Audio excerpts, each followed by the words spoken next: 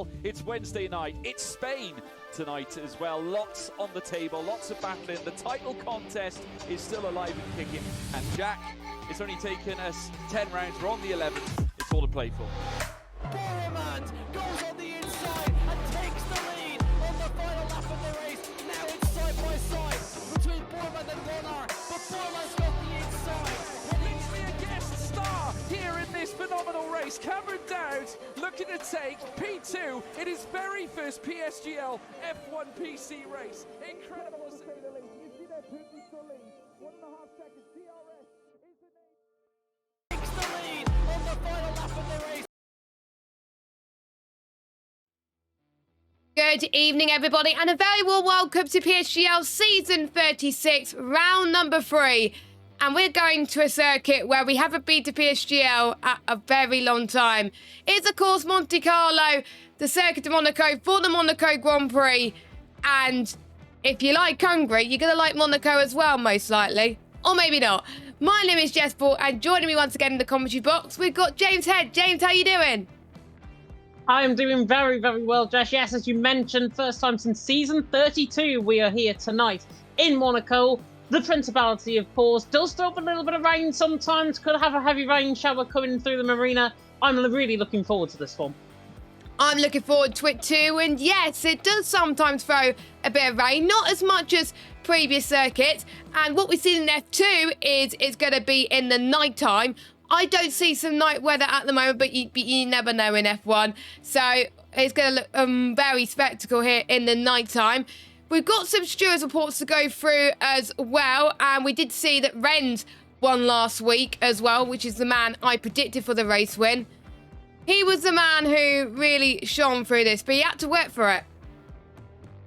He did have to work for it, and yeah, you got it spot on, I'm going to say, last week in terms of his prediction last week, in terms of your prediction. Ren's taking that race to win. There was a change in terms of the standings as a whole at the end of that race. Ian Van Unen lost his podium place. Remember, he finished third in the race. He got a 3-second penalty, however, added to his time for an incident with Yossi. So that put him 3 seconds, 4.8 seconds finished back to there. He finished in 4th in the end.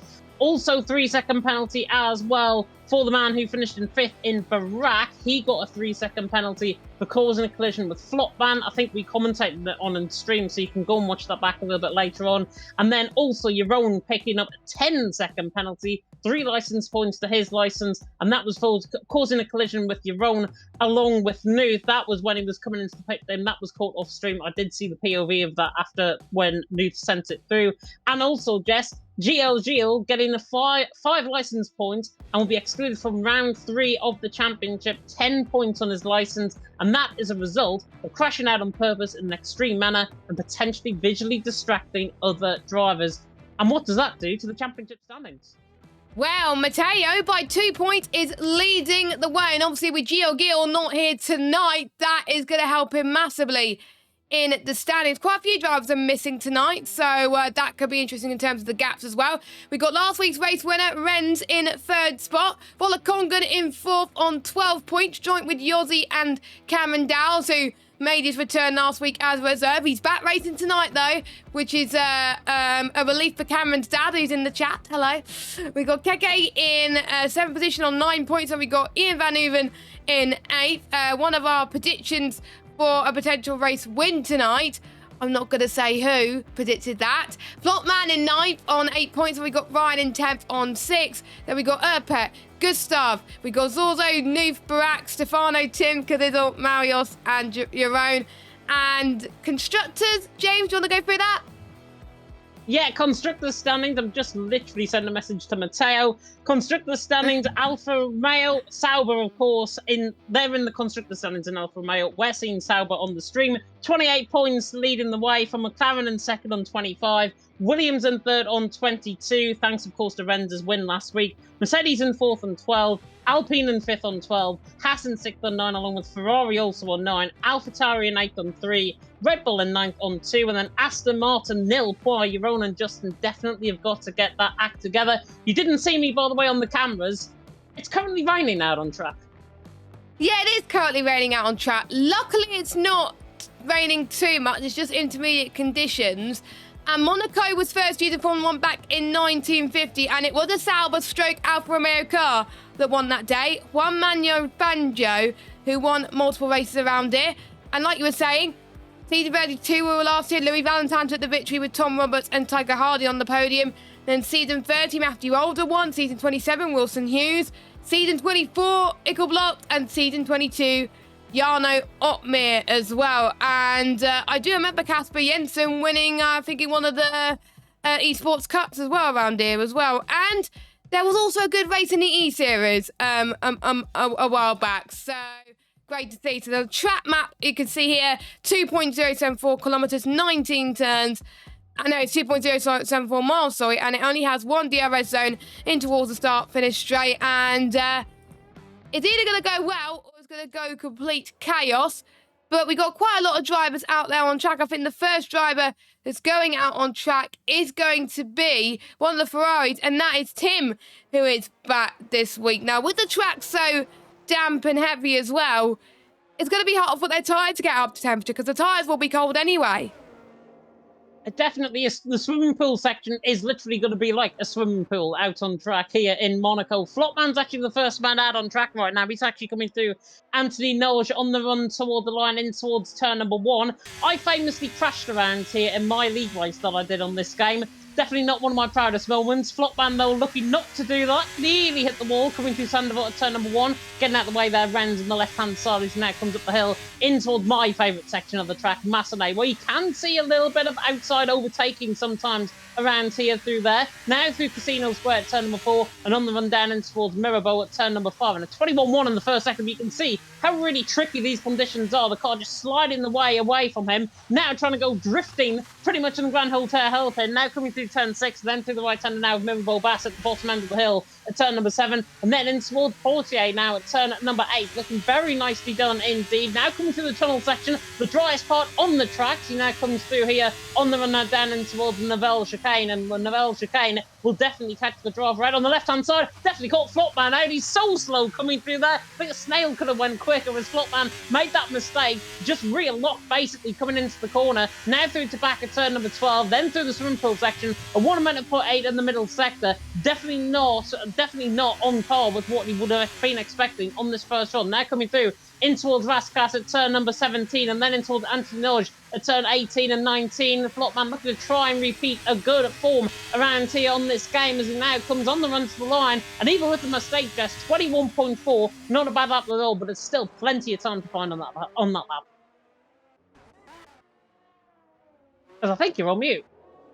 Yes, I am on mute. Thank you very much. I was coughing a little bit earlier on whilst you were commentating on that lap, so that's why I had to mute a little bit there. But there are drivers that are going to be out for more than one lap, as Cibola has invalidated in one of the corners where it's going to be easy to invalidate. Cameron Dowles set a stonker of a lap time with a 1:19.1. Now, Paul in F2 was a 1:08 point something. I had it written down. It's 1:08.253. We're not going to reach it here unless it gets dry relatively quickly. So it's going to be hard to predict what the pole time is going to be here because obviously conditions may get better.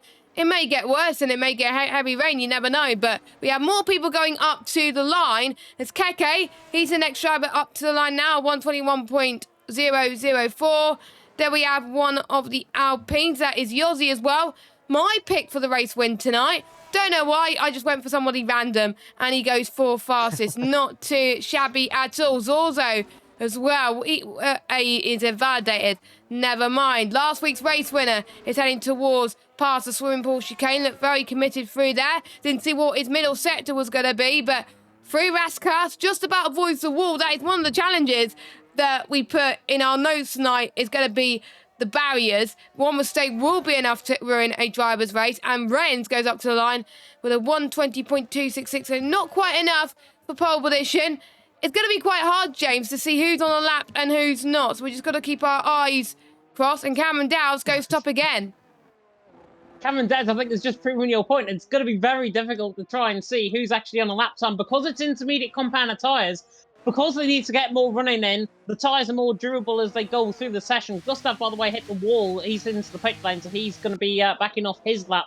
Cameron Daddo going quicker. You'll see drivers doing multiple runs on their laps. Ryan improving into second. Mateo there improving into third as well. So you're seeing multiple drivers on multiple laps right now. Flopman is on a good run right now. He's 4/10 up through the first sector. Now coming in toward this corner of the fearsome Tabac corner, and he's 1.1 seconds up in this middle sector. Flopman is absolutely cooking, being guided along by a Haas in front, who I think might be NLR Nuth as he comes in toward the final corner. Nuth there, rear-locking pretty much in towards Raskas, now toward Anthony Norris. This is a very good lap time from Flopman. On the run to the line, should be going quicker than Cameron Dowd. The Frenchman, ends up actually same lap time as Cameron Dowd. Brilliant lap. Was awesome, and with Cameron Dowd setting the lap time first, then he is the one who gets the time on pole position. That is the rules on this game, but I've had some weird situations where it was the other way around, but sometimes it's just the game being the game. Gustav stayed in 13th, but Cameron Dowd goes even quicker again, and it's about 4/10 quicker. So as the drivers are getting less fuel in the cars, and the track evolves and gets quicker, so do the lap times. And that's what we're seeing for all of the drivers. Gustav comes out of the pits now.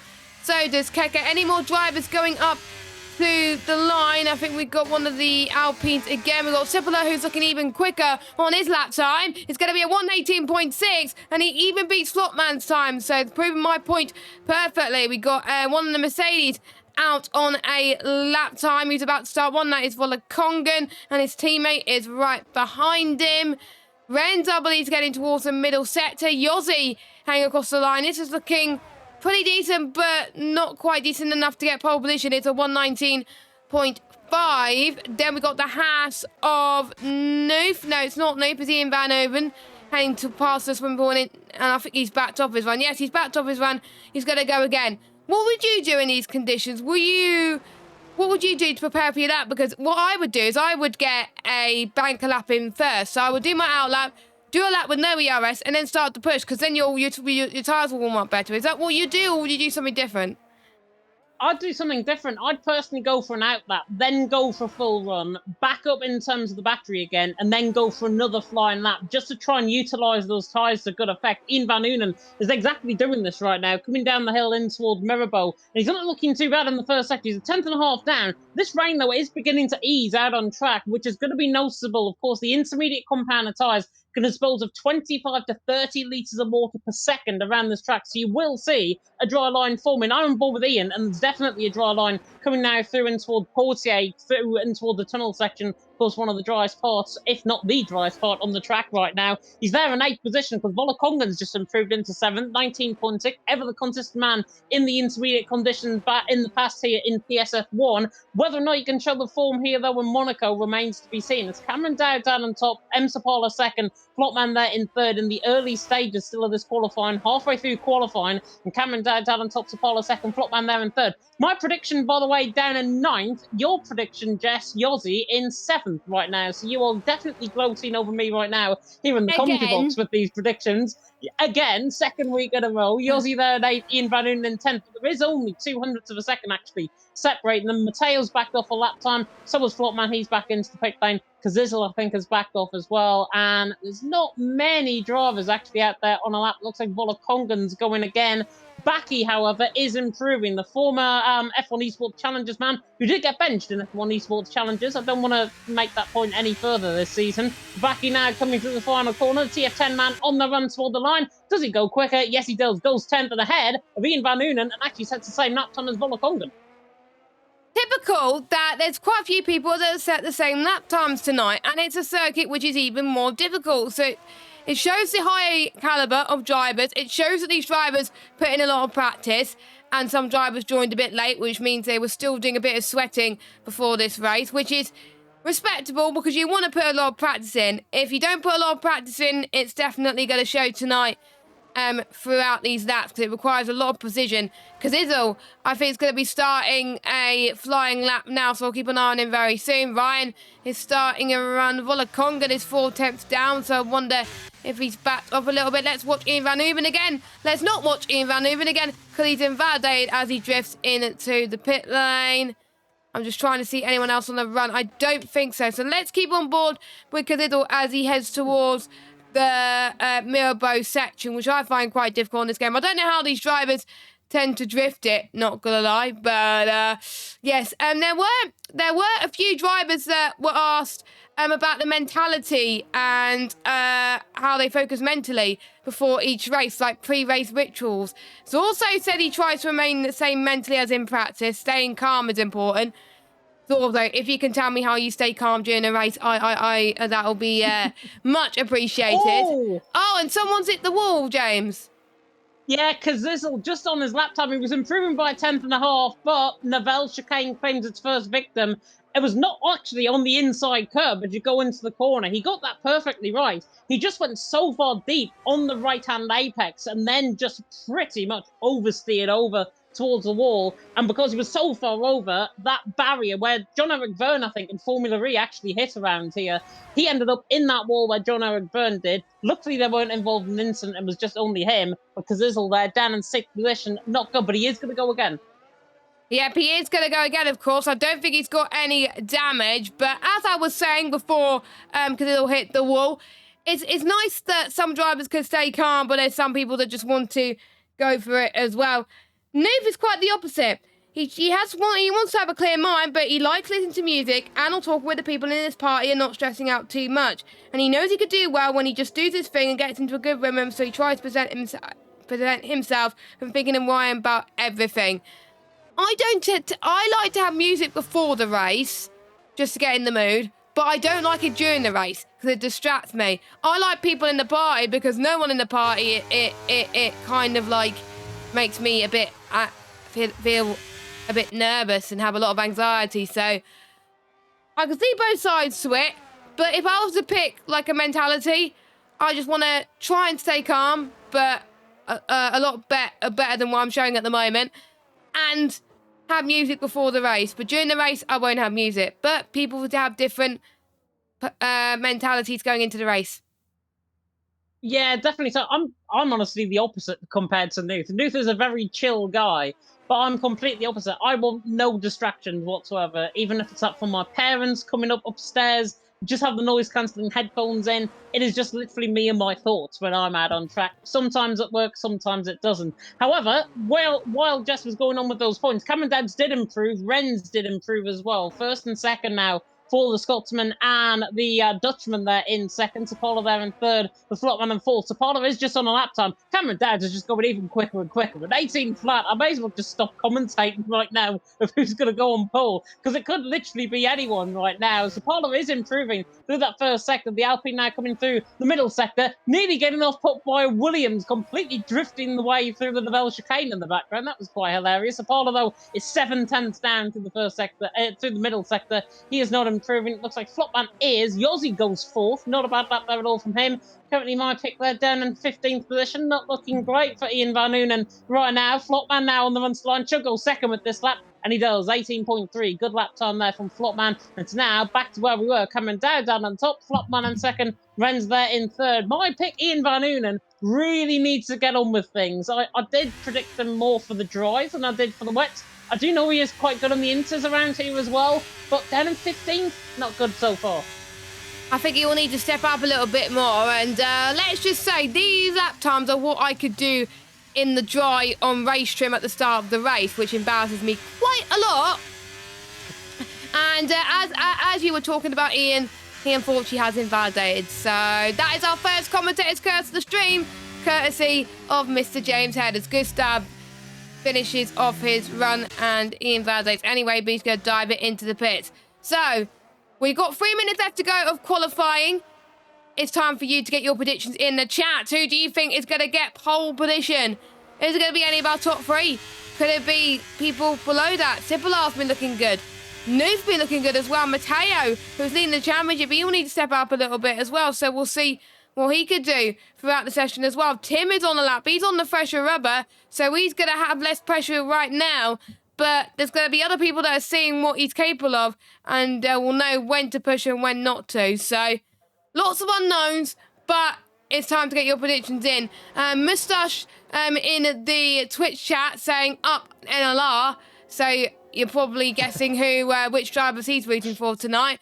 But I would like you in the chat to let us know who you're rooting for tonight as well. It'll be good to have your interactivity, and we will read your chats later on, as Tim, unfortunately, has just invalidated. Every time we go on board with a driver, James, they seem to invalidate. So, as Flopman goes purple sector 2, please don't invalidate, otherwise that will prove my theory in a weird way. Yeah, 10th up coming through the first sector, not looking too bad. Flopman around here in the other team event that I commentate on. He was on the podium around here, so Flopman has got good form. He's there behind Cameron Dowd, another man that's got good form. Ren's there in third. I'm not totally shocked at all by the top three right now. It's still raining out on track, so there's going to be no dry running actually out on track from any of the guys. Nobody has even selected a set of dry compounded tyres. Flopman coming through this middle sector. Should be a 57.8. 57.8 it is in the middle sector. Looking very good from Flopman. 4/10 up. He's on this fresh compounded rubber. Coming now through in towards Raskas. A bit squibbly there, halfway through the swimming pool section. Now in towards Raskas, and now in towards Anthony Nosh at the final corner. Very good, very tight to the wall there from Flopman. The Sauber now on the run to the line. Does he go quicker than Cameron Dowd? Of course he does. A 17.9, but he's only 800 clear of Cameron Dowd. And honestly, if Cameron Dowd has had his breakfast, lunch, and dinner, I think that time is for the taking. Well, I think anyone could beat that time as well. But again, it's unpredictable to know if a 1:17.9 is good enough. So Flopman is just going to hope and pray that it is enough as well. But the final few moments of qualifying is just ticking by, with Cipolla doing his final run at the moment with 40 seconds left on the clock. A few people bidding it right now, or moving out of the way, so they're probably not going to improve. I'm predicting an illegal blocking right now because there's a lot of cars getting towards Raskas. I hope it doesn't happen, but if it's going to happen, it's going to be here. But I think we are A-OK so far, so that's good. As they make their way towards the start-finish straight, Justin does more than a drift, and I've seen all the other drivers do tonight, which is quite interesting as well. But let's see who's about to finish off their run, as Yossi in 5th spot is about to start his run. Cipolla heading towards Tabat now as well. Struggled to get his tyres up to temperature there as well. Quite a few people will be on newer tyres, but I believe it's one of the Williams that's going to finish his lap first. So let's go on board with the tier admin, of course. Ryan, he did a superb job. Past Anthony News, goes through the start-finish straight. Doesn't look fastest, but he does improve time to P7, which is not too shabby at all. Then it's Cipolla who goes up to the line. Need a few 100s quicker. What can it be?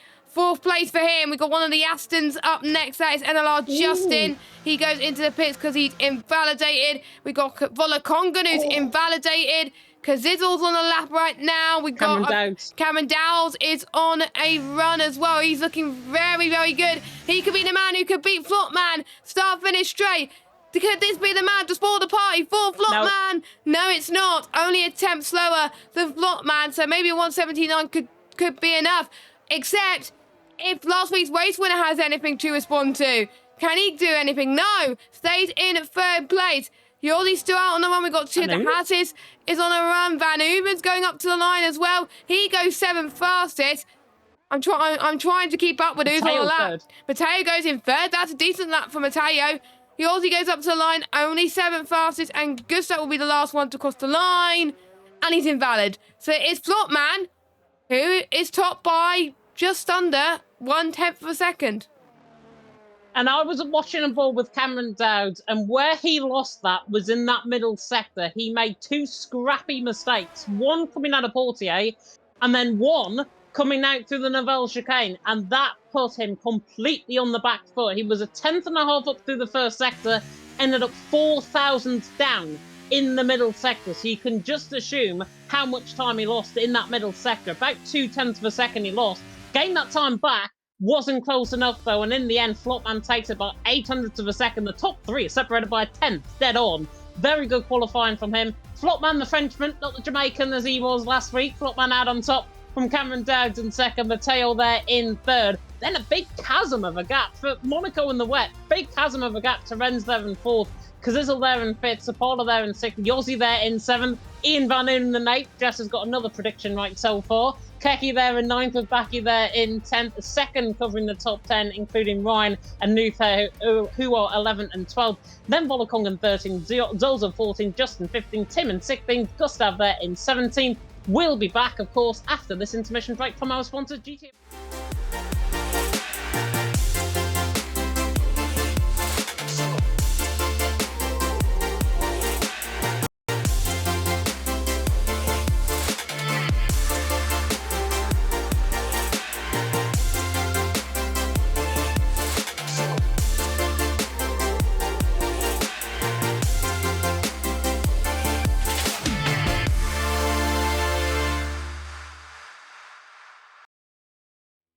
Welcome back to PSGL Season 36 in the nighttime around Monaco, and it was Flopman that took pole position. We thought that Cameron Dowles was going to do it, but no, he didn't do it. So that was what we're going to see in qualifying, what we're going to see in the race. No illegal blocking, James, which means less blabbling on from us, hopefully, and we can get straight to the action quicker. What more can we ask for? What more can we ask for, indeed? Matteo being told, by the way, we're going at 26, 26, by the way, in terms of the time. If we were getting a 15-minute break, I don't know what we were finding in terms of something to speak about, but we're going in 26, so about 2 minutes' time. It is going to be a dry race by the looks, judging by what everyone's saying. But yeah, fantastic qualifying from Flopman. Where Cameron Dowds lost that, as I said just before the break there, was he lost that in the middle sector. And it was a shame because he was a 10th and a half up in the first sector, 4,000s down in the middle sector. Monaco does punish the unpunishable sometimes. Cameron Dowds found that out, unfortunately. Matteo there in third, only a 10th off as well. Very tight between the top three. Now everyone's on an even playing field with it being dry and a dry start to this race at least. Everyone now on an even playing field. We're going to really see who is good and who is going to be falling by the wayside around here in Monaco, which is a very difficult track. We did see it in the F2 race. We saw multiple people starting on the mediums, multiple people starting on the hards, kind of like a split strategy. No one went for the soft compounded tyres, but the fact that we had a wet qualifying, it gives softs a bit more of an option now if they wanted to. Some people may go for the softer hard strategy. So that opens the doors a little bit. I always like open doors at PSGL with strategy, but knowing us, there's going to be memes or hards again, but it is going to be exciting. Make sure you stay tuned. We're going to be in for a very great race, or we're going to be utter chaos. Hopefully, it's going to be a great race. Hopefully, hardly any safety cars, touch wood. And hopefully, we get to enjoy the race in our lovely GT and Mega chairs that we're sitting in right now. Make sure you check out the code PSGL at checkout, 5% off all GT and Mega products by using the link in the description. And you can also check out our partner Sim Racing Centre, where you can get setups, coaching sessions from two-time esports champion Brendan Lee, and some strategies as well. It is 8:26, so we should be getting underway shortly. We should be probably in around 30 seconds time from about this countdown that we're going to be looking for. Avatar going in the chat, maybe Yossi or Flopman. So Avatar actually going with you, Jess, for the race win. I'm going to still stick by my man. I'm still sticking by Ian Van Noonen for the race win. So you're not going to go for Cameron Dowles? No. So you made that. So you did that last week and that didn't work out. Now you're going for Ian. I bet you're going to go. I'm confident. You're confident. Wow. We should start our own predictions championship, and whoever gets the closer gets a point. We should joking. That me and James, we are too competitive in our own right. But anyway, we are about to get underway for the 5 red lights here at Monaco in the nighttime at PSGL. We are go. Flopman gets good start from Cameron Dowles. So does Matteo in towards turn number 1. Flopman is already pulling away. And Matteo had a bit of a scram through Sandebot. No heroics to Sandebot, I would say. But everyone's made it cleanly through there as Cipolla and you're these two Alpines going side by side. Alpines have had trouble in real life. Let's hope they don't have trouble in a PSGL. They're now heading towards Mirabeau as well, where we saw a pile up in F2. Looks like the top 10 are A-OK. A bit of a tire smoke through there. The hairpin is going to be quite tricky as well. But looks like that they're absolutely fine at the moment. So good job on all the drivers.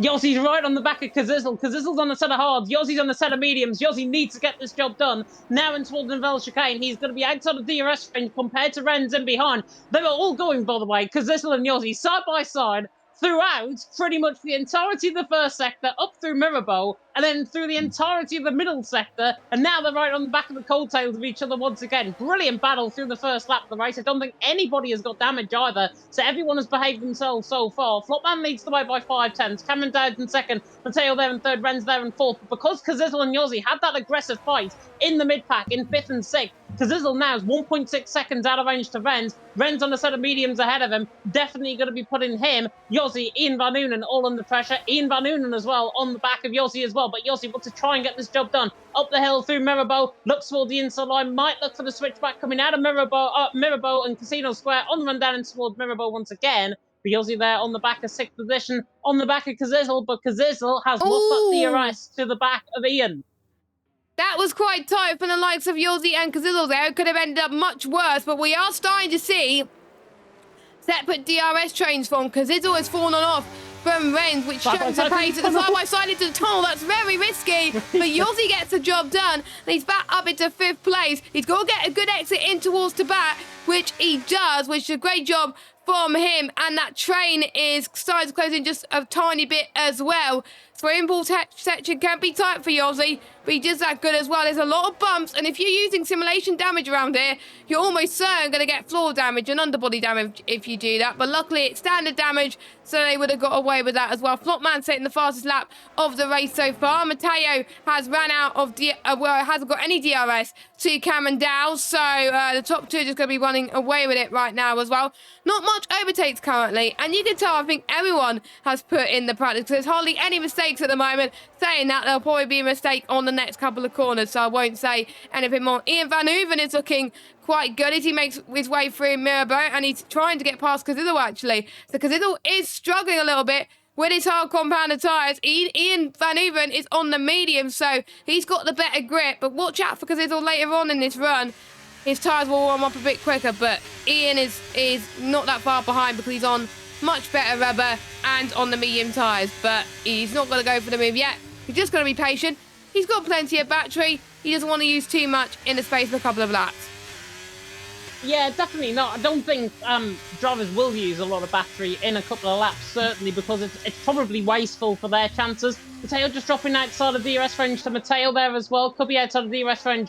Coming through Anthony Noah, she is indeed outside of DRS range to Cameron Dowd. Cameron will begin to pull away then from Mateo running down the straight. Taxi lap the race does the Scotsman. Ian Van Noonen on the back of Gazizel in towards turn one, but not quite close enough. Looking at Tim maybe on the back of Zolza potentially for a battle up the hill in towards Mirabeau there, 14th and 15th early on. Position changes, by the way. Zolza went very deep then towards turn number one. Ian Van Noonen still on the back of Gazizel. Position changes so far. Yossi's gained 2, Ian Van Noonen's gained 1, Backy's gained 1, Justin's gained 2, Tim has gained 1. Not much movement throughout the field, to be honest. Losing the most positions, Volokogan, he had a bit of a shoddy start coming to the opening corners, down 3 positions further down the field. Keki has lost 1, M. Sapala's lost 2, and then Kazizel's lost 1 as a result as well. The front 4, as it stands, remain as they are. Ian Van Noonen, though, desperate to try and get past on Kazizel coming through the tunnel. Is he going to look for the move into the Nouvelle Chicane? No, I think Ian Van Noonen, like he did in WR around here. Yes, I have just dropped the name. I apologise. Ian Van Noonen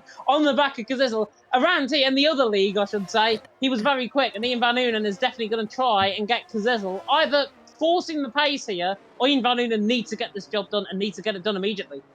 Yes, in towards Anthony Knows Now, which is a very technical corner if you get it wrong.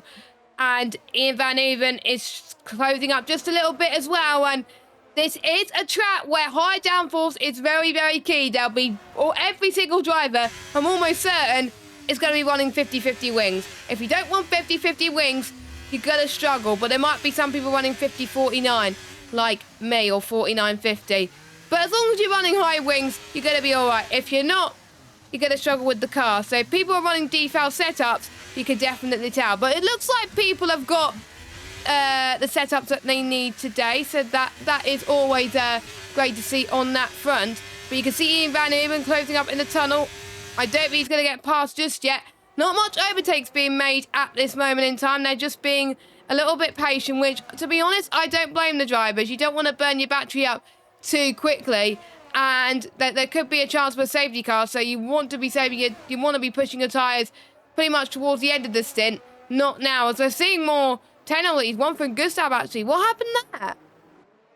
3-second penalty. I think he corner cut coming through the Nivelle chicane, if I'm not mistaken, judging by his penalty pickup, judging by where he is out on track. He is at the back of the field compared to Volakongen as well. Tim there in 15th as well. Ian Van Unen looking desperately on the back of Kazizel. He uses up the CRS up the straight, and again, he's not going to utilise this up. He wants to keep his battery to good effect. To be honest, though, Yossi is in a bit of no man's land. Ever since he got that move done on Kazizel, the gap has pretty much stayed stagnant at around about 2 seconds. It's now 1.8, so it is whittling its way down slightly. But the mediums aren't as good around here as what the hards are. They're pretty much even pace, and they're pretty much even wear as well around here as well. So the mediums definitely not acting as good. Ren's just staying on the back of Matteo right now ahead.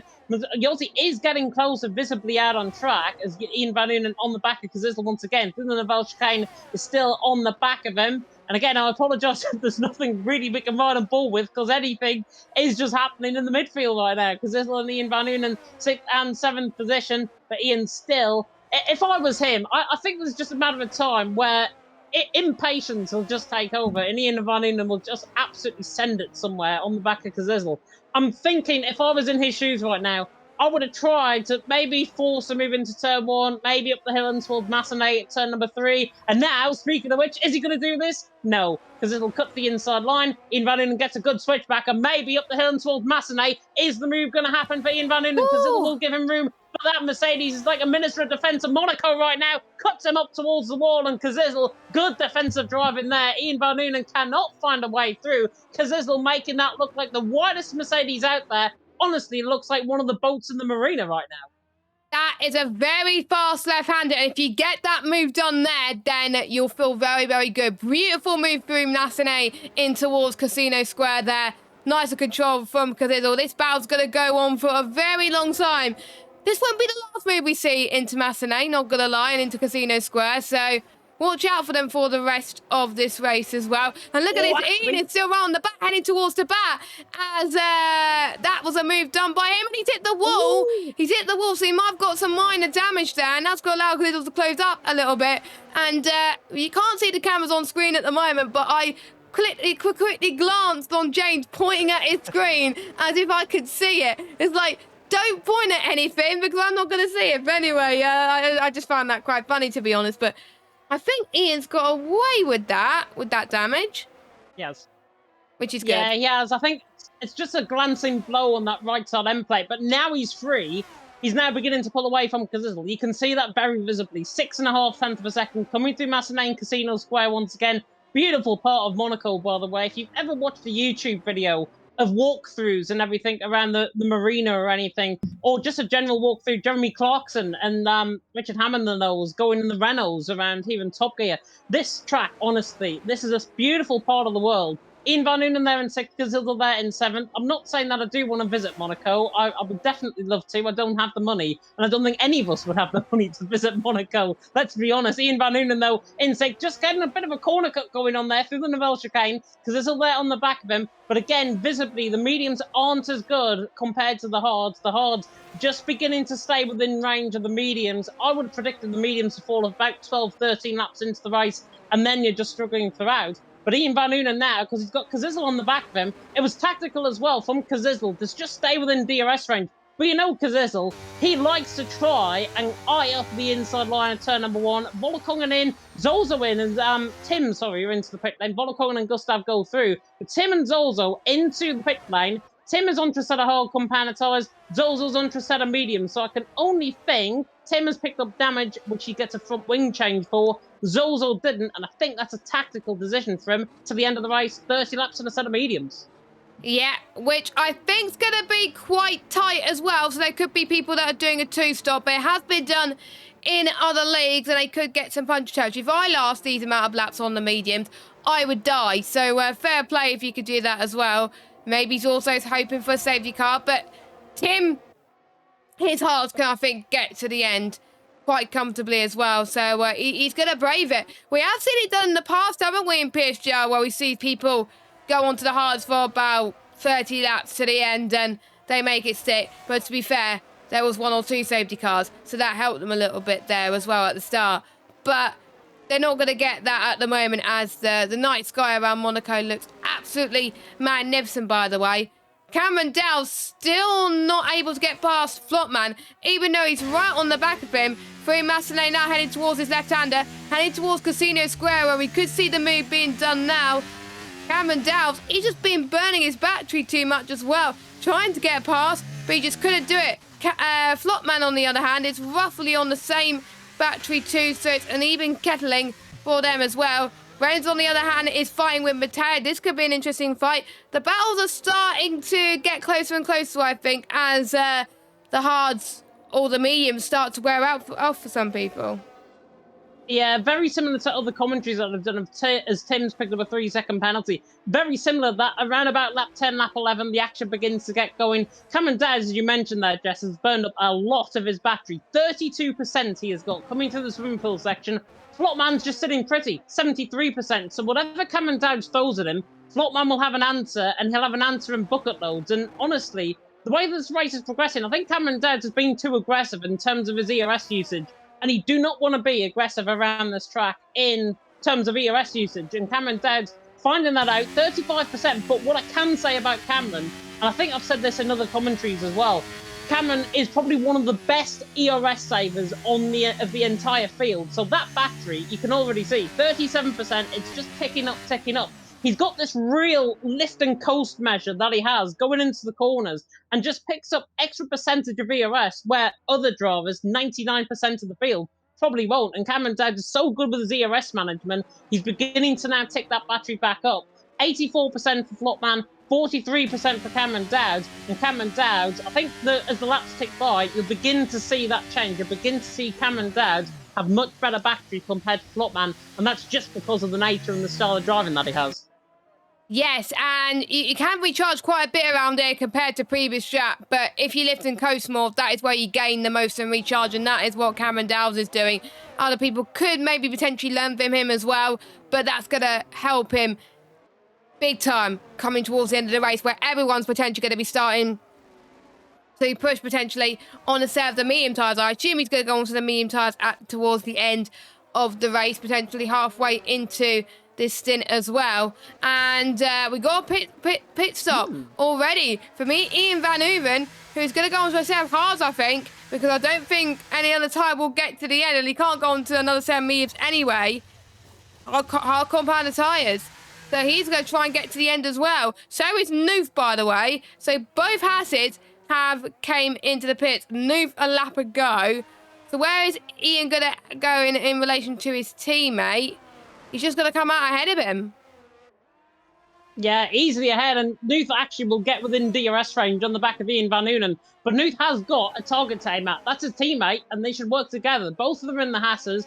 Obviously, there's no collusion going on within teams. That's, of course, Cuckle's disqualifications and whatever from the stewards. But Ian Van Unen and Nuth, because they're in within a second of each other, Nuth is on it in terms of the tyres right now. Ian Van Unen's tyres will not get up to speed until the next lap. So this is now Nuth. What does he decide to do? Does he decide to force the pace? He's got the fresher rubber and then brings Ian Van Unen with him? Or does he let just Ian Van Unen go ahead and think that the quicker driver is ahead of him? If I was in his shoes, I'd be getting Ian Van Unen on the blower and saying, right, you've got to get on with things. I'm just going to follow you within a second. But what Ian Van Unen and Nuth have done there, undercut strategy. Undercut is so powerful around this track, probably the most powerful. Around about 5 or 6 seconds you can gain on an undercut if drivers off the pit in. Backy has decided to come in along with Justin, so the undercut is not going to be as powerful as what it might be. But look at where the Hassers are, and look at where these guys are. They're miles behind. Backy coming out of the pit lane. There's a yellow flag coming through the final corner. That's Tim, who has crashed actually coming into the pit lane. Never really seen that before around here. Tim has crashed into the pit lane. That is him done. He had a front wing change pending as well. So Tim done out of the race. Lots of first retirement here in Monaco. But lap 13 out of 39, and Monaco was claimed its first victim. I thought, honestly, it would have been a lot sooner than that. I thought it would have been a lot earlier as well. I think it potentially would have been the first 4 laps of the race, but it just is a testament to how clean they're keeping those guys as well. If I had a teammate that was similar pace around, I would definitely be doing the same, just DRSing each other into turn number 1, because you gain a lot by doing that. and you gain a lot by being in a turbo as well, and everyone else behind you is going to lose time, and that will help you close up to the guys ahead who have not pitted as well. So also, you can see how the undercut was powerful there, because he's about, 3.2 seconds, clear of Ian Van Uven, but he is catching, not going to lie. Gustav goes into the pits as well, and he retires, so Monaco claims another victim. He is given up, unfortunately, as well. So we're down to 15 drivers in this race so far. Ignore the yellow flags, that's just Gustav AI getting out the way. So your order so far, as we hit to lap 14 of 39, Plotman still out on top, Cameron Dowd in second, Matteo in third. Closest battle is Kazidal, Cipolla, Keke, and Ryan's catching up as well, so we could have a four-way fight for P6 right now. Yeah, we could. I think drivers, though, if I was in this train, if I was Keke or Ryan, certainly, I'd be looking to come in the pit lane, maybe put on a set of medium compounder tyres. I've got in my notes they can go from around about 22 laps, roughly. Well, 20 laps on the mediums. They can go a lot longer compared to when they can as well. So I wouldn't be surprised if anybody in the scrap, if Cipolla picks up a 3-second penalty, he might be the one that decides to come in now as a result, because this will staying out, as does Keke, as does Ryan, as does Cipolla. So they definitely haven't got the memo. They definitely haven't listened to me in terms of my strategy. And they probably don't want to either, because honestly, I'm the worst in terms of strategy around this track, that's for sure. At least they've got longer than me in my league race around here. Flopman leading the way from Cameron Dowd in second, Matteo there in third. But I just want to draw my attention back to this battle for the lead, because Cameron Dowd, his battery usage, now 16%. He's been trying to desperately get to Flopman. I think Flopman is just absolutely controlling this race throughout. Matteo there in third, Ren's there in fourth, they're dropping back.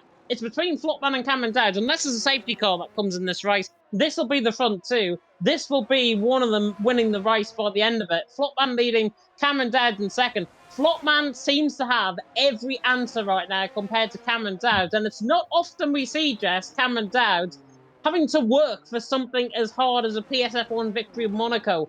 Cameron Dowd's normally controlling things by now. Flopman, though, deciding, you know what, I'm going to one-up you tonight, and I'm going to be the one controlling things.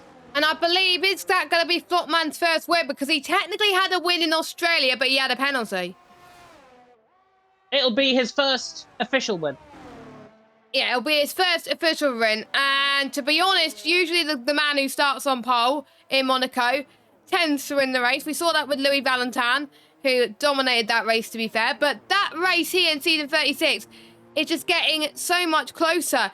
Who remembers where, I think it's Daniel Ricciardo and Lewis Hamilton were fighting? Daniel Ricciardo had hardly less power, and he still went on to win the race, I believe, as well. So it just shows that track position is key around this track. Even if you're the fastest driver in the world, even if Cameron Dowd is faster on race pace, there's one thing catching a driver, it's a different thing passing it.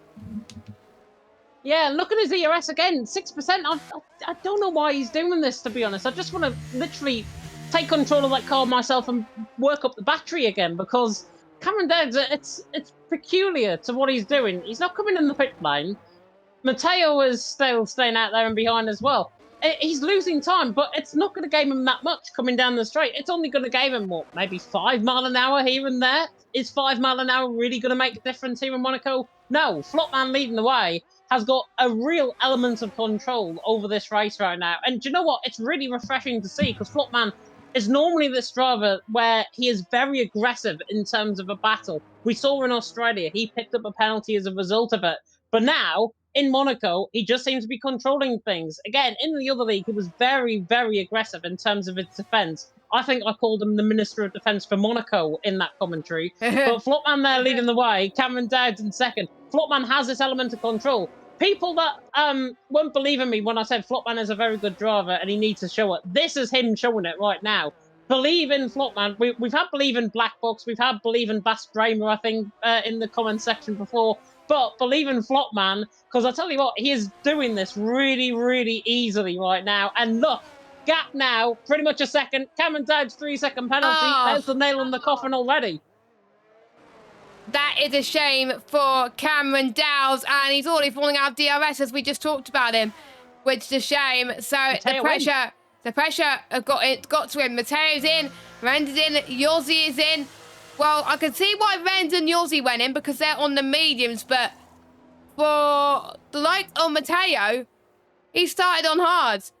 Do you think the mediums are going to last about 20 or so laps to the end of this Grand Prix? Well, it can, because we've seen people who started on the mediums and just pitted onto the hards now do it. So it's going to be tight, but you've got to manage your tyres very well and just be smooth on your driving. If you're not as smooth on the wheel, that is where you're going to gain the most tyre wear. That's what I've learned with a bit of coaching I had. The smoother you are with the wheel, the less you're going to burn out your tyres. Yeah, definitely so. I'll tell you what, whoever's taught you has taught you completely right, I've got to say as well. Flopman leading the way from Cameron Dowd at second. 1.1 seconds. Flopman now responding. One of these guys, if not both of them, have got to come in the pit lane and cover off Matteo. Matteo, luckily though, is going to be quicker than Cazzizzle and Sapala, but he's going to get to them very quickly indeed. Flopman is coming into the pit lane. Cameron Dowd is coming into the pit lane as well. I'm not sure if pit entries are getting monitored here.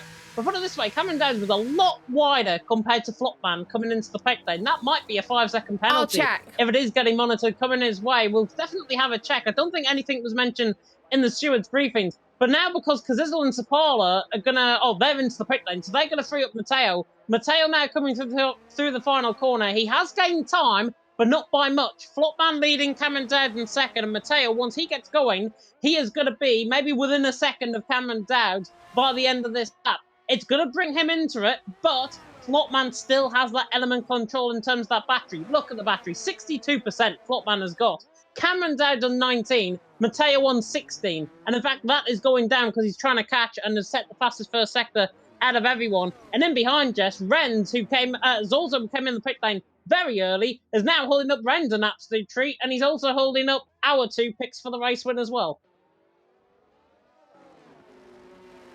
Track position is key. That is what I like to see. The reason why I was on mute again was I was just checking the steward's briefing, and there's no specific pit rule, entry rule for this event, but they should only enter the pit if it's safe to do so, as Yossi trying to, well, a defender from his life from the likes of the two-hatted, but exiting the pits, there's a rule there. Drivers must keep to the right of the yellow line, solid yellow line, separating the track and the pit exit. Going over that line with the 4-wheel or more is prohibited. So if they cross the pit lane exit line, then they get a 5-second penalty. We've seen many people get penalised that before. Remember, Luke Smith got robbed of his first F1 race win in PTF1. And then he crossed the pit lane exit line. And look at Renz. Renz on the back of Zorzo. He's got to get past ASAP. He's going to lose a lot of time otherwise. Pass in towards Casino Square now. He's going to try and go for it here. He's got to. Maybe just not. Yordi's caught up to the back of him as well, which could give him a advantage as well. He was going to almost do a drift in net. Those 3 cars are just so exciting. It's great to see.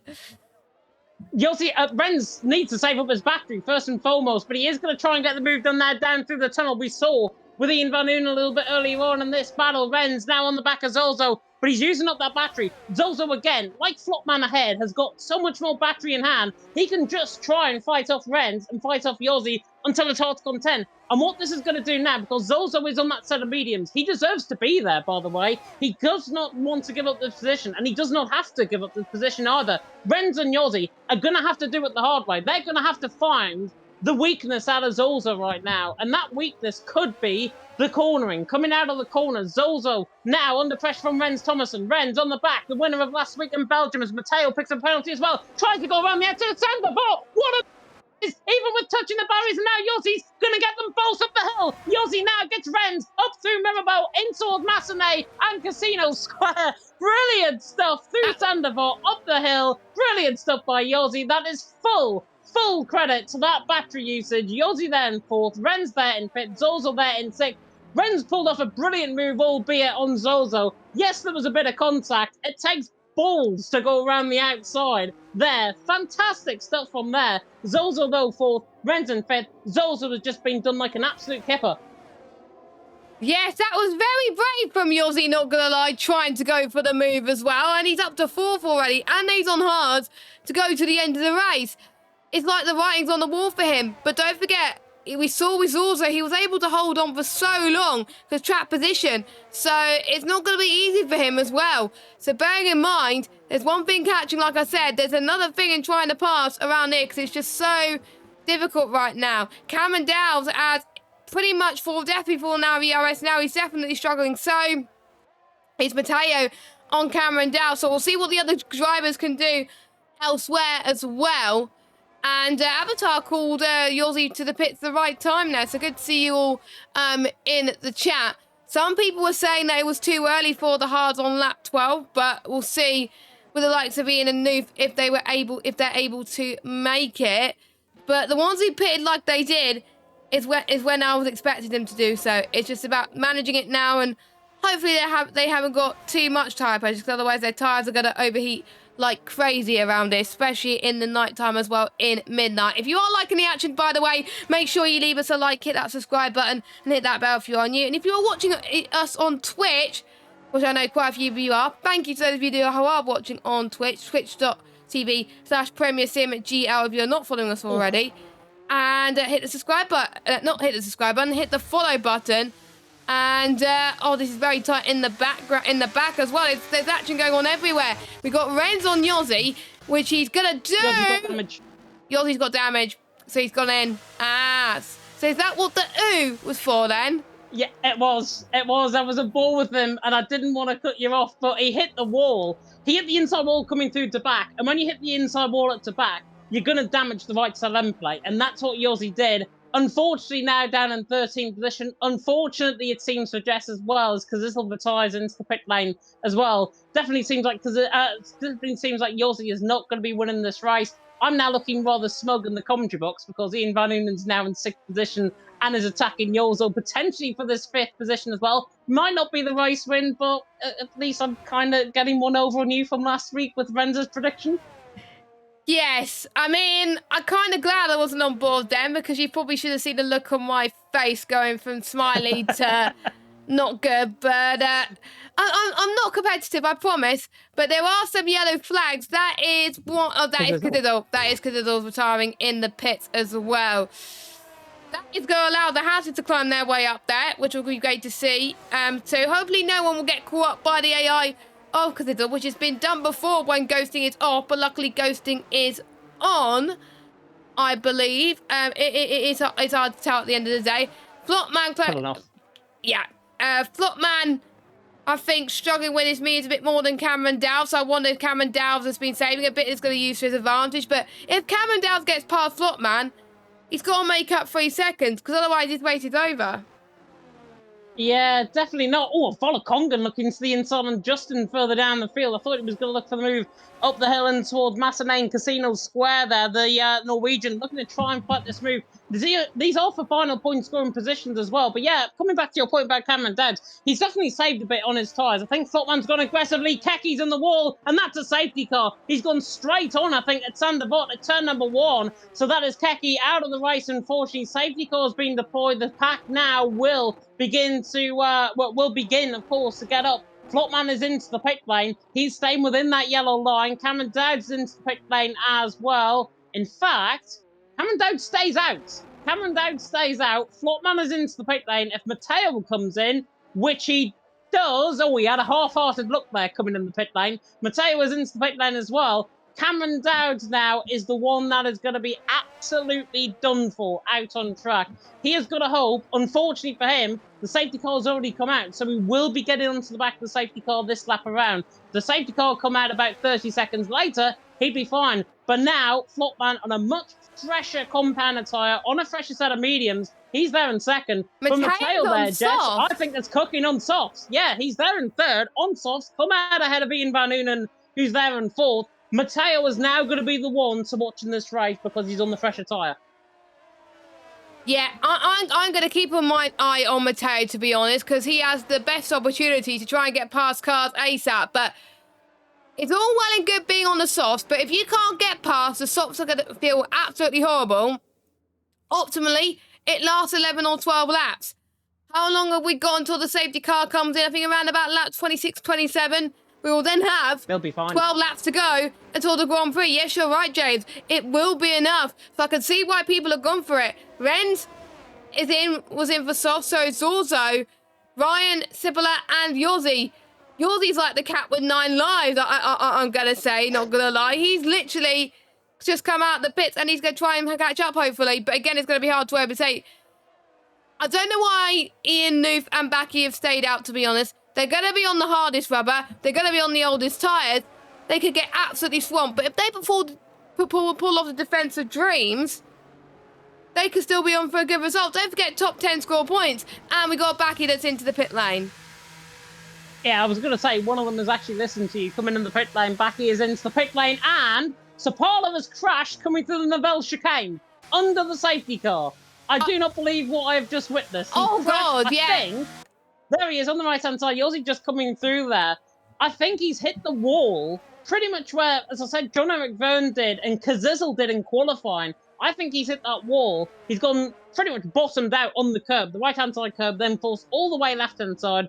Then he's crashed on the left-hand side of the wall, and then the car has just speared right into the other wall, and that is him out of the race. We're now down to 12 in this race as a result. Luckily, the safety car is out. The car is now gone. So Zapala is down in P13. I think the only thing hurt maybe is Pride, because he was doing very well. He would have hoped that the safety car would have brought him back into play.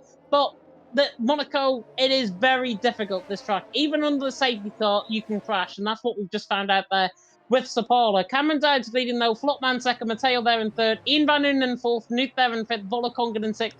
Ren 7. Zozo in 8th. Justin 9th. Backy 10th. And then Ryan and Yossi, the top 12, myself and Jess Ball, taking you to the action here in PSF1. If you are liking the stream, like, comment, subscribe, tick that notification bell if you're brand new on YouTube and indeed on Twitch. You can follow and subscribe us on YouTube as well. And check out our sponsors, GT Omega and Sun Racing Centre, in the description of this very video as well. But I'm now going to come at you, Jess, with a point here about Ian Van Unen New. 4th and 5th position. Volokong and Ren's in behind. I think staying out is actually good for them. I know you said earlier on they're probably going to get eaten up. Ian Van Unen Nuth, it's all about track position around here in Monaco. Renz is on a set of softs. He's got Volokongan ahead on a set of mediums. And then Nuth and Ian Van Unen there 4th and 5th on a set of hards. It's very difficult to overtake around this track. I think Ian and Nuth probably are going to try and remain there as much as they can in 4th and 5th. I can see what you mean. We've seen Danny Ricciardo do it. We've seen many drivers. Lewis Hamilton was able to stay out on old mediums, wasn't he? And stretch those out and stay ahead of Max Verstappen. Was it 2020? I'm trying to remember what year it happened. But he was able to do it. So it can be done. Obviously, I said Danny Ricciardo earlier. But I think that's what Cameron Downs is doing as well. That's probably why he's probably doesn't mind about staying out. Let's hope he doesn't get eaten up. But he's got 12 laps to pretty much hold the rest of the field up and make sure he wins this race. Let us know your predictions in the chat, because to be honest, I don't know what's going to happen, and that's a good thing about PSGL. It's more predictable than real life F1. That is where you should tune in on a Monday evening as well. And it's probably better already than the Bahrain race in real life as well, but not going to give too many spoilers if you haven't watched it. Safety car should be in this lap because everyone has caught up. Yes, that I'm right. Thank you very much. All right, on cue. So Cameron Dowd is going to be the Burt Mylander. And this is less safety cars than what we seen in other leagues and in other tiers as well. So I was surprised we didn't get one, but I'm surprised that if we had one, it came a bit later. But it happens at PSGL, probably because I'm in the lobby. But Cameron Dowd, he's pulling away. He's pulling away from Flopman. I was riding on board with Flopman going towards the final corner.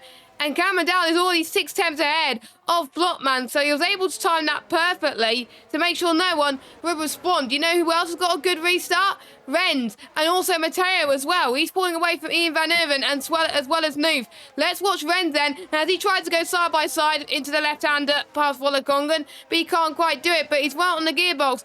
Don't count him out for a shot of a podium or top 5 in this race. Oh, there's a bit of contact being made. A bit of a slide from Renz, unfortunately. But look at this. We've got Zorzo trying to get past Oh my goodness, there's a lot of dive bombs going God. on, but there's a lot of drivers trying to take some risks here in Monaco. Why not? We got 11 laps to go of this race. Zorzo's going to try again, this time on Volakongan.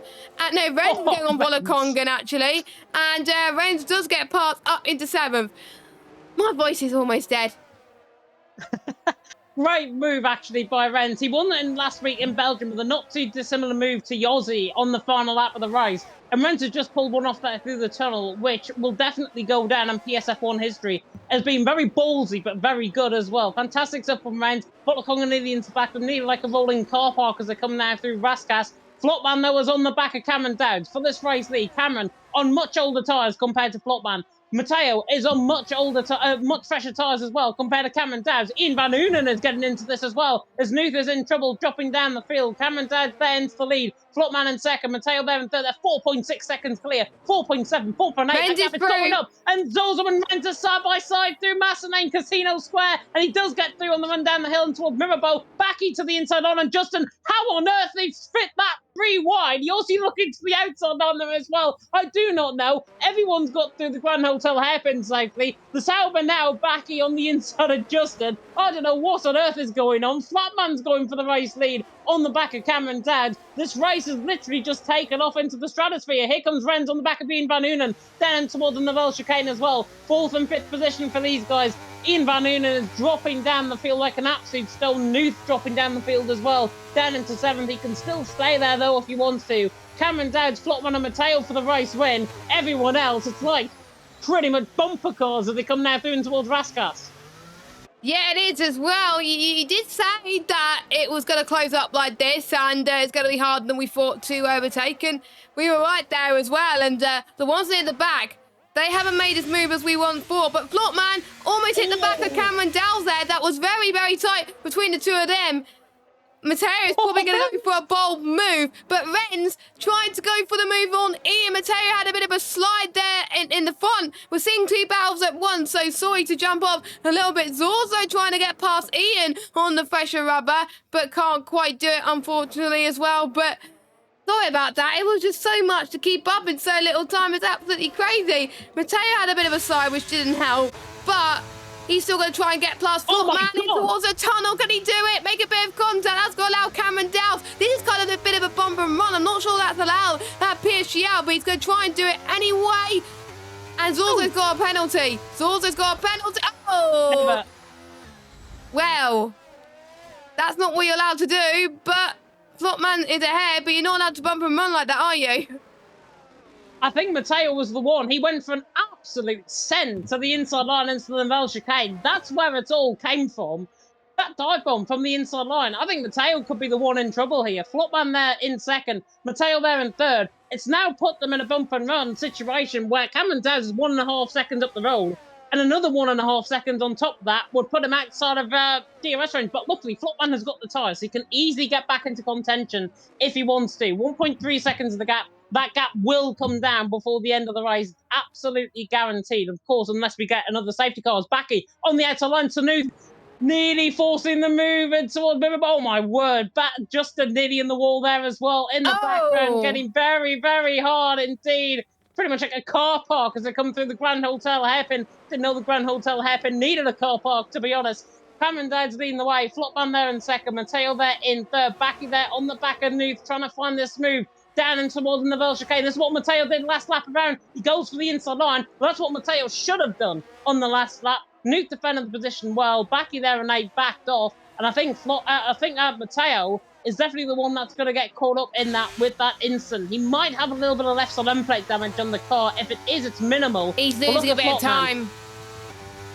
He's losing a bit of time, James, so I think he's got a bit of damage. I think it's on the right-hand side, if I could look closely. Left side, I think. Oh, it is left side. Okay, so that's why he's struggling a little bit as well. So he's got to nurse that car home until the end of this Grand Prix. Flopman tries to go for a move of dreams in towards Mirabeau. He's going to try and go for a send towards the hairpin. Can he make it stick? No, he can't. Cameron Dowds is pretty much playing the Minister of Defence right now. He's doing a great job, and we talked about him in reference to another league where he did exactly the same thing. And guess what? He won the race, but Cameron Dowds has got that penalty. So as it stands, Flopman on a net with the penalties taken into account. Flopman is going to win this race, and I think it's going to be Cameron Dow's in third because of the gap, but I will need to obviously double check, of course, but we will see what he could do. Oh, Flopman made a mistake there, but he just about saved it. How on earth did he save that? If that was me, I would have hit the wall. If that was me, there would have been a safety car there. Quite literally, how on earth did Flopman save that? I do not know. He's on the back of Cameron Dowd, though, in towards turn number 1. Goodness me, I'm all a bit starstruck from that. Flopman on the back of Cameron Dowd. Cameron's still leading the way, Flopman there in second. His intention now, I think, Flopman, is clear. He wants to get this race win. He wants to get flagging rights over Cameron Dowd. People saying in the chat there as well, potentially, in terms of Flopman and his aggressive driving. And again, he makes the contact on the back of Cameron Dowd. Cameron Dowd has just got to keep cool right now. Flopman has got to keep cool right now. We do not want to see an incident between these two. That's the last of anybody's thoughts in the comment section, and indeed of us in the commentary boxes. Here he comes on the back of Cameron Dowd through the tunnel section, just going to apply that bit of pressure down into the Nivelle chicane. Cameron Dowd forced over the curb there slightly, but Cameron Dowd gets away from him coming out the corner. Flopman just made that slight mistake. His tyres are carrying him into the race, but there's only so much the tyres can do. This is 50% on the tyres, 50% on the driver right now, and Flopman is literally taking this track so much more quicker than Cameron Dowd. It is just a matter of, if not when, for Flopman to try and get this job for the race win. As he comes out down the straight in towards Sandoval at turn number 1, tries to go to the outside line, the AlphaTauri bounces back slightly, goes around the outside. Cameron Dowd nearly put him in the wall. Very difficult to go side by side through there as they come up the hill. But Cameron Dowd, I think, should just remain as he is. Flopman's going to have to try and defend, try and fight this move up the hill. But Cameron Dowd's proving the Minister of Defence in the lead. Flopman there in second. But all of that, Flopman goes to the inside line, into a Mobo, and spins the car. That is him done. Cameron Dowd's now handed this race in an absolute place. Flopman, his own mistake. No contact there at all. I was on board with that. Flopman, his own mistake. He's there down in third, and he's now got a mountain to climb if he wants this race win. That is absolute heartbreaking. He was on for it. He had a very good chance. I think it was a question of when rather than if, and he lost it, which is so heartbreaking. He's gonna, if he's in a shot winning the title, then this could be the race where he's lost it. I'm not even kidding, which is gonna be a shame. But he's hardly got any penalties. And I'm just looking at the gap to leader right now. 3.4. 3.4. So he needs to gain 5 tenths. It's not over yet, James. It's not over. If he gains 5 tenths on Cameron Dow's, he's got the race win. So it's not over yet. He's going to get second. He's going to get second at the moment. But, and don't forget, Ren's on shout for the race win as well, due to penalties. So if you have no penalties right now, and if you're on this train, use each other to work together. Don't squabble too much, because you could just lose time on Cameron Dow's. Flopman on the back of Matteo running down the hill towards Mirabo. Not around the outside of Mirabo. Please, no. Matteo gets that car stopped just about. Flopman just remains in behind. That's what they should be doing. Yossi goes blue on Baki. That was around the outside of Massa there, I think, as I could on board with that. Beautiful move by Yossi to the outside line there on Baki. Baki is just now being sent for an absolute ride through there in towards Massanane Casino Square. Got the job done. Yossi through and he's into 7th. And now, look where we are once again. Ian Van Unen against Yossi. This is going to be smug for us in the commentary box, because Ian's just about cleaned on right now. Impartial. Yossi, though, coming on the back of him in towards turn number 10 at the Nivelle chicane. Very deep on the brakes there. Ian Van Unen gets the car stopped. Yossi there in 7th can't find a way through. Those tyres are going to be absolutely shot on that Haas. Flopman there as well. Matteo was side by side through Anthony Nodge. Renz could get them both, actually, as we cut off board. And now Renz going side by side down the straight with Matteo. 3 wide.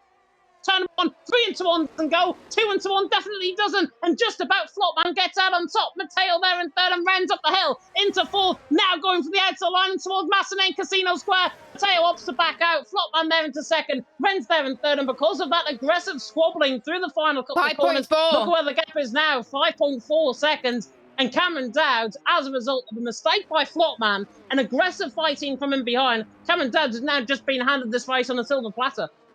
Yeah, I did say, don't squabble. Work together to close in on Cameron Dowd. Don't squabble. That is where you're going to lose the time. Then you can squabble towards the end. And they just don't listen. That is very important in terms of your race as well. And now they're going to be second and third on the road. And Matteo is going to lose even more time to these guys as well, because even if Matteo gets past these two, he's going to pretty much be in the same position as he was when he tries to overtake. So that's going to be very, very annoying at the moment. And please, in the chat, by the way, in the YouTube chat, make sure you keep toxic comments to a minimum, please. They're all racers at the end of the day as well. They do make mistakes, and they are human. So leave the decisions up to the stewards. But there's a bit more happening in the midfield as well. Let me get the gap to interval. There we go. As we got the likes of Yossi, Ian Van Uben, Becky, Justin in there as well. Then we got Nuth and Volakongan fighting with each other as well. Penalties could make or break here. On lap 7 of 39, still 3 laps to go until the end of this one. Yeah, 3 laps to go. Cameron there leading the way, Flopman in second, Ren's there in third.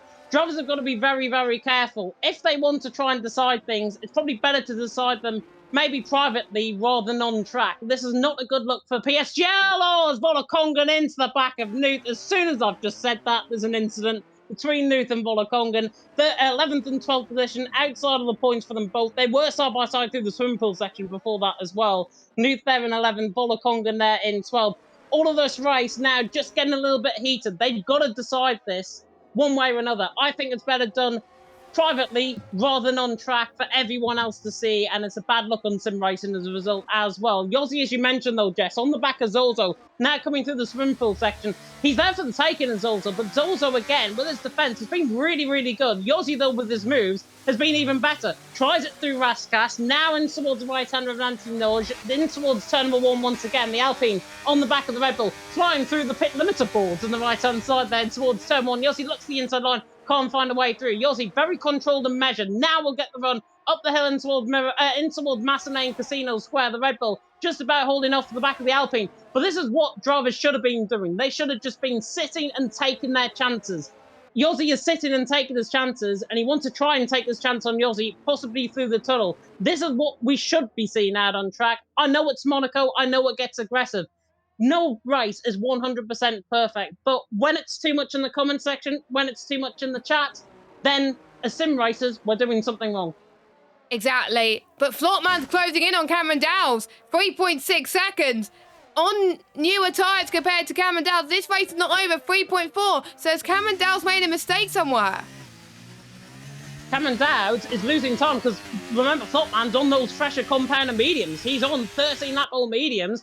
Cameron Dowds there, 3.2 seconds. This gap is closed down significantly. Flopman had that ERS as well. Once the final lap of the race, this is not over and done with until everyone sings out on track. Cameron Dowds leads the way. 3.1 seconds of the gap. The gap will be under 3 seconds unless Flopman picks up a penalty as Nuth and Volakongan are side by side and towards Raskas. Between them both further down the field, Volakongan gets the job done on Nuth. Cameron Dowds though 2.9 seconds ahead of Flopman. It's only going one way. It's going down now, the gap between Flopman and Cameron Dowds. It looks like Flopman, even though he's had that mistake, even though he's had that aggressive battle, Jess, is going to be on top of this one. Yeah, and could this be the day where it actually counts for him, this race win? Because otherwise it's going to be taken away from him. But anyway, we have got a few, well, the final sets to go for this one. Flopman made a mistake into the tunnel, so it's not over yet to decide who's going to win this race. Flopman is just going to close up like a madman. All it's going to take is for Cameron Dowles just to have the lap of his life, defend for his life. Cameron Dowles is going to exit the final corner. He's going to come to the start finish straight as the race winner, but it is Flopman that wins in Monaco. He has done it. Renz comes across the line in third with Cameron Dowles in second, and Matteo is going to come across the line in fourth. Zorzo with a great result, but look at this, that's a good DRS train now. We've got Zorzo, Yossi, Ian Van Uven, Baki and Justin, but it's Zorzo that comes out on top of this one, but it's Yossi that gets the jump on him in penalties. He was at last a moment ago. So He was last. But now Ian Van Uven's got 20 lap old tyres, and so did the other Haas as well. So the only one that was able to make their older tyres work out of the ones we stayed out was Cameron Dowds. Yeah, and Cameron Dowds staying out, I think, was an absolute godsend in the end. Whether or not that does get taken away because of penalties, That's for the stewards to decide. That's not for you guys to decide in the chat. That's not for these guys. And that's not for us to decide in the commentary box either. We can have an opinion. We can stick to that if we want to. Something that appears live. Yeah, Bass has apologised, which is really good. I expect the same of some others as well there in the chat. But rising up to the top, quite literally, is the Sauber there of Flopman. And he comes there out on top. A really interesting race, I've got to say, between them all. Flopman in the end does take the race win. It could be the second race win that he gets taken off him as a result of those penalties. But remember, Jess, without that mistake, I think Flopman would have had that race sealed a long time before. Yeah. He had his own mistake, then he had that aggressive battle. I think his own mistake cost him more time than what that battle did, personally. And in the end, he still comes out on top. Cameron Dowd's got it on track. And in the end, Flopman, the man that takes pole position, takes the race win. Yep, indeed. Let's run through your results then for the Monaco Grand Prix. It is Flopman that is out there on top. Cameron Dow's in second. Ren's in third. We've got Matteo, Yossi, Ian, Baki, Justin Zorzo, Ryan, Volakongan, Noof, your finishers. And we had 5 retirements of Sipola, Keke, Kadidal, Gustav, and Tim. We had 39 laps, 1 safety car, and we didn't know who was going to win this race until the final lap. And to be honest, Jess, it could have went either way on the final lap of the race as well. Let's just face it, because Flopman, we saw in that final sector was, 3 seconds, I think, behind him in the end. And then that gap whittled away. Those fresher tyres really come into play. That ERS conservation that we talked about as well. Very, very good in the end. And what happened there, I think, was really a kind of a little bit of a shame, but in the end, Flopman kind of deserves it as well. It's an interesting one. It's a 50-50 sort of take from me. Cameron Dowds did everything in his power to try and get that gap out. Flopman made that mistake. If he didn't make that mistake, I think the race would have been sealed a long time before what it was. But in the end, Flopman does take the race win. Whether or not he keeps it, like Australia, which he didn't keep it there in Australia round 1 of the season, remains to be seen. And make sure you keep an eye on our socials at Premier Sim GL for all information as well. And we will obviously keep you updated on our socials as well, because we like to tell, and we like to obviously write some notes about the tier as well, because we'll keep you up to date. But if you don't follow us on socials, you'll be kept up to date on the stream when we start at 5 to 8 next week, when we go racing at a completely different track to the one tonight. Do we have anyone waiting in the interview, James? We don't right now, but looking at some of the feedback actually that we're getting from our Discord, Keke mentioned, which caused the safety car ultimately. Keke mentioned that he lost force feedback on the straight down towards Sandoval at turn 1, and then went straight on into the wall, which is what I commented on. It was a bit peculiar to end up in that position. He had no force feedback. Ryan also reporting no force feedback as well in his race. Ryan, I think, did manage to finish, luckily. Keke didn't in the end. I think he was further down the field, DNFing out of the race with that safety car. But interesting that they're reporting no force feedback. Whether or not it's an issue from the recent patch update, whether or not it's just the track, remains to be seen. But hopefully this is not a sign of things to come. Hopefully we will get a cleaner race than what we did this week, certainly in Monaco. And hopefully for those sakes, for Keke and Ryan, hopefully they get their force feedback back. So that explains it then. That is huge around Monaco. This is a track where you do not want to have no force feedback, because you force feedback, for those of you that don't know, it allows you to know how much grip there is as well, because you can tell if you're losing grip with the tyres as well, and you're able to know like how much turning you're able to put in the wheel as well. Without it, you're not going to know, and you're not going to know if you're spinning into a wall or anything like that. So it's going to be, I think, very, very gutting as well. And Matteo, well, you will see in the championship going into this one, but with a few people missing tonight, maybe that will close in a little bit more to the other guys potentially. But you never know with this championship. It went down to the wire last time. Should go down to the wire again. It will definitely go down to the wire again. PSF1, normally I think in the last 2 or 3 seasons since I've been here, certainly, we have seen some very interesting racing, put it that way. We saw, I think season 34, I dare say it was. 2 points separating the top 4 in the title, which was very entertaining. Black Box was in that battle and all of that. We should be getting, though, Cameron Dowd in the post right now. He's in the waiting room, so if you want me to send him over, I can. Hang on, I need to find the right scene. There we go. Over to you, James. Right, let me bring him in. That's Matteo coming through, if you can hear that in the background. Not sure why he's rustling his mic on the background, but hopefully this will work. We can now speak to the man who finished in the end, out on track in P1, but because of penalties down in P2. It is Mr. Cameron Dowd. And Cameron, I said earlier on in commentary that you seem to struggle, I think, in that race, especially with your ERS management. Talk us through it, because it definitely wasn't a performance that we're normally used to seeing. We're normally used to seeing you dominate, and in the end, you had to do it the hard way tonight. Yeah, the race pace was just... Flopman just seems to be crazy on this track. I knew it was going to be hard to stay with him, so I had to use a lot of ERS. And then that penalty, that tipped me off. I'm really annoyed at myself, because then I ended up in a good position, and I got lucky because Flopman spun, and then I was going to win the race, and then I got damage.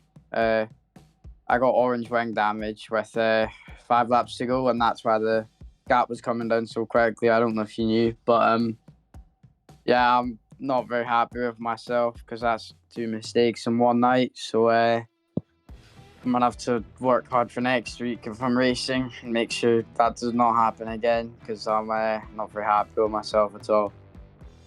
Yeah, honestly, don't beat yourself up about it. It's sim racing at the end of the day. These things can happen. I mean, hell, I've been in that position.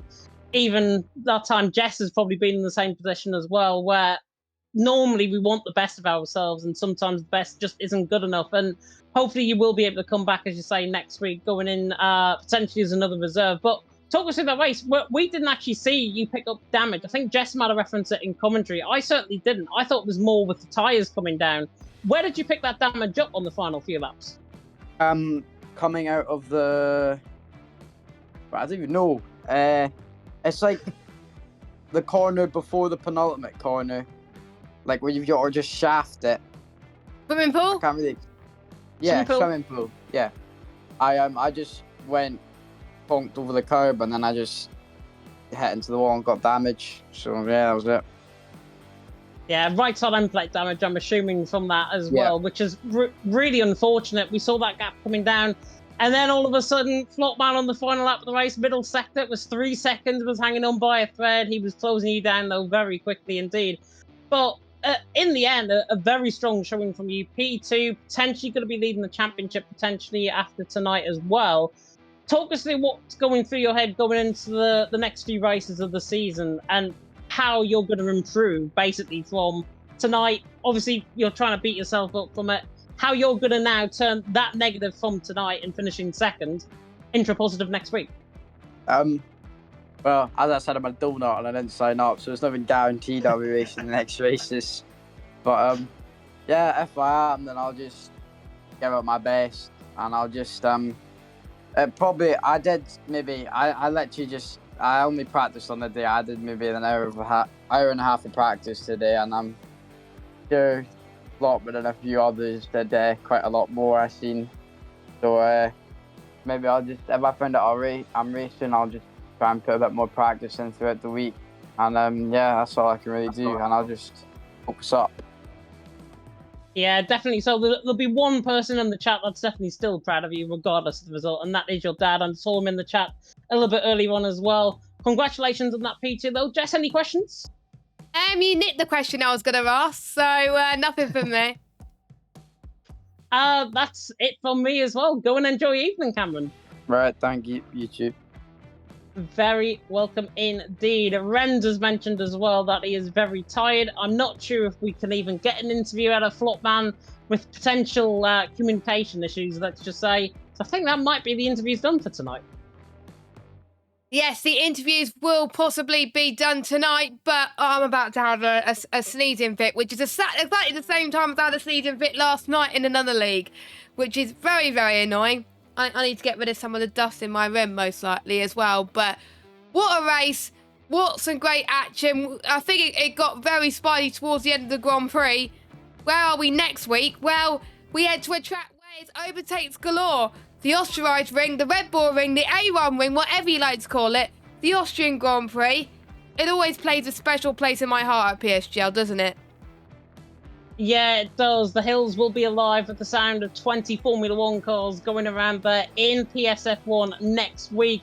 And of course, that is round 4 of the championship. That'll be on the 11th of March. So if you do want to tune in for that, you can. Same time, same place.